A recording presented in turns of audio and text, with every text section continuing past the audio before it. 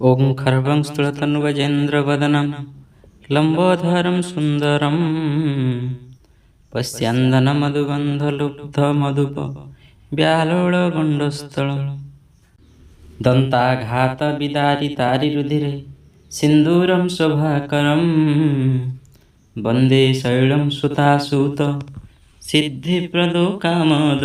अर्थात जी क्षुद्रकाय आउ पृथुलकाय अटंती ଯାହାଙ୍କର ଗଜରାଜଙ୍କ ସମାନ ମୁଖ ଲମ୍ବ ବୃହତ୍ ପେଟ ବା ଉଦର ଅଟେ, ସେ ସୁନ୍ଦର ଅଟନ୍ତି ତଥା ପ୍ରବାହିତ ହେଉଥିବା ମନ୍ଦ ସୁଗନ୍ଧଲୋଭୀ ଭଅଁରମାନଙ୍କୁ ଲେହନ କରିବାର ଯାହାଙ୍କ ଗଣ୍ଡସ୍ଥଳ ଚଞ୍ଚଳ ଅଟେ ଏବଂ ଦନ୍ତର ଆଘାତ ଦ୍ୱାରା ବିଦାରିତ ହୋଇଥିବା ଶତ୍ରୁର ରକ୍ତରେ ଯିଏ ସିନ୍ଦୁର ଶୋଭିତ, ସେହି କାମଦାଦାୟକ ଭକ୍ତର ଯିଏ ଇଚ୍ଛା ପୂରଣକାରୀ ଭଗବାନ ସିଦ୍ଧିଦାତା ଅଟନ୍ତି ଏବଂ ପାର୍ବତୀଙ୍କର ପ୍ରିୟ ପୁତ୍ର ଗଣେଶଙ୍କୁ ବନ୍ଦନା କରୁଛି। ନମସ୍କାର, ଶାରଦା ଶରଣ ୟୁଟ୍ୟୁବ୍ ଚ୍ୟାନେଲକୁ ଆପଣଙ୍କୁ ସ୍ୱାଗତ।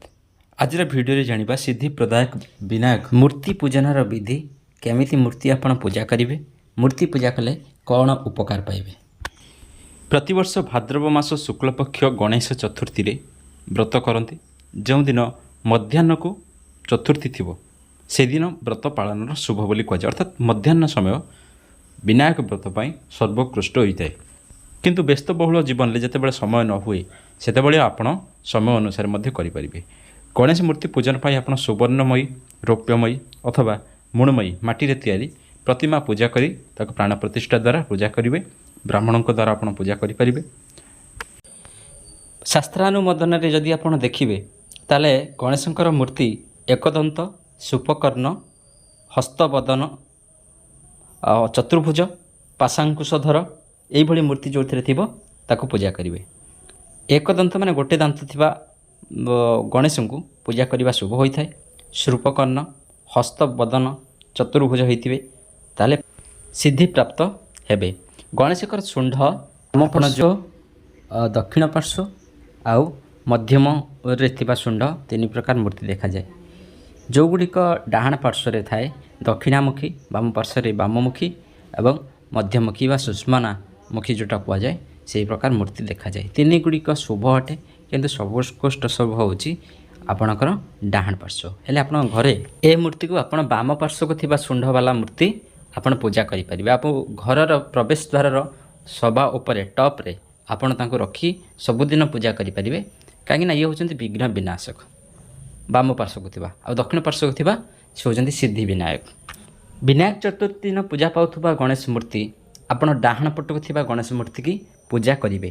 କାହିଁକିନା ଏହା ହେଉଛି ଡାହାଣ ପଟିକି ଯେଉଁ ମୂର୍ତ୍ତି ଥାଏ ତାକୁ ସୂର୍ଯ୍ୟମୁଖୀ ବା ଦକ୍ଷିଣାମୁଖୀ ମୂର୍ତ୍ତି କୁହାଯାଏ। ଏହାଦ୍ୱାରା ଆପଣ ସିଦ୍ଧିପ୍ରାପ୍ତ ହେବେ। ଆଉ ବାମକୁ ଥିବା ମୂର୍ତ୍ତି ଚନ୍ଦ୍ରମୁଖୀ ବା ବାମମୁଖୀ ବୋଲି କୁହାଯାଏ, ଯାହାକି ଆପଣଙ୍କୁ ରିଦ୍ଧି ବା ବିଘ୍ନ ବିନାଶ ବୋଲି କୁହାଯାଏ। ତେଣୁ ଆପଣଙ୍କ ମତ ଅନୁସାରେ ଆପଣ ଯାହା ଭଲ ଭାବିବେ ସେହି ଅନୁସାରେ ପୂଜା କରିବେ। କିନ୍ତୁ ମୋ କହିବା କଥା, ଯଦି ଆପଣ ଡାହାଣ ପଟକୁ ଥିବା ମୂର୍ତ୍ତିକୁ ପୂଜା କରୁଛନ୍ତି ତାହେଲେ ନିଶ୍ଚିତ ରୂପେ ଏହା ଆପଣଙ୍କୁ ଶୁଭ ଫଳ ପ୍ରଦାନ କରିପାରିବ। ବିନାୟକ ଚତୁର୍ଥୀରେ ଆପଣ ପୂଜା କରିବା ପାଇଁ ମୁଖ୍ୟତଃ ବ୍ରାହ୍ମଣଙ୍କର ସାହାଯ୍ୟ ନେବା ଆବଶ୍ୟକ। କାହିଁକିନା ବିଜ୍ଞ ବ୍ରାହ୍ମଣ ଜଣେ ଆପଣଙ୍କ ପୂଜାକୁ ସଫଳ କରନ୍ତି।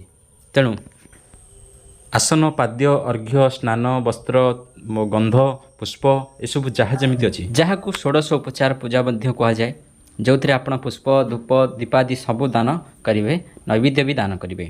ଗଣେଶଙ୍କୁ ପ୍ରିୟ ଲଡ଼ୁ ଆପଣ ତାଙ୍କୁ ଦାନ କରିପାରିବେ। ଯଦି ଆପଣଙ୍କ ଘରେ ପ୍ରତିଷ୍ଠିତ ଦେବତା ଥାଆନ୍ତି କିମ୍ବା ଆପଣ ଏମିତି ପୂଜା କରୁଥାନ୍ତି, ଆପଣ ନିଜେ ଯଦି କରିବାକୁ ଚାହାନ୍ତି, ମନ୍ତ୍ର ଯଦି ଆପଣଙ୍କ ପାଖରେ ଜ୍ଞାନ ନାହିଁ, ମନ୍ତ୍ର ଜ୍ଞାନ, ସେହିଭଳି ମଧ୍ୟ ଆପଣ ଗୋଟେ ଘଟ ସ୍ଥାପନ କରି ନୂଆ ବସ୍ତ୍ର ଠାକୁରଙ୍କୁ ପ୍ରଥମେ ସ୍ନାନ କରିଦେବେ, ତାପରେ ଆସନ ଦେବେ, ତାପରେ ନୂଆ ବସ୍ତ୍ର ତାଙ୍କୁ ପ୍ରଦାନ କରିବେ, ଗନ୍ଧ, ଚନ୍ଦନ, ପୁଷ୍ପ ଇତ୍ୟାଦି ପ୍ରଦାନ କରି ମଧ୍ୟ ପୂଜା କରିବେ। ଗଣେଶଙ୍କର ପ୍ରିୟ ଖାଦ୍ୟ ହେଉଛି ମୋଦକ, ଯାହାକି ଘୃତରେ ତିଆରି ହୋଇଥିବା ଘୃତ ପକ୍ୱ 21 ଗୋଟି ମୋଦକ ଆପଣ ନିଶ୍ଚିତ ରୂପେ ଗଣେଶକୁ ଏହି ଦିନରେ ପ୍ରଦାନ କରିବେ।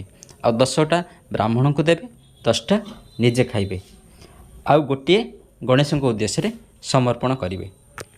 ଗଣେଶ ହେଉଛନ୍ତି ଫଳପ୍ରିୟ, ତେଣୁ ଗଣେଶଙ୍କୁ 11 ଗୋଟି ଫଳ, ଏକବିଂଶ ଫଳ ଦାନ କଲେ ସିଦ୍ଧିପ୍ରାପ୍ତ ହୁଏ।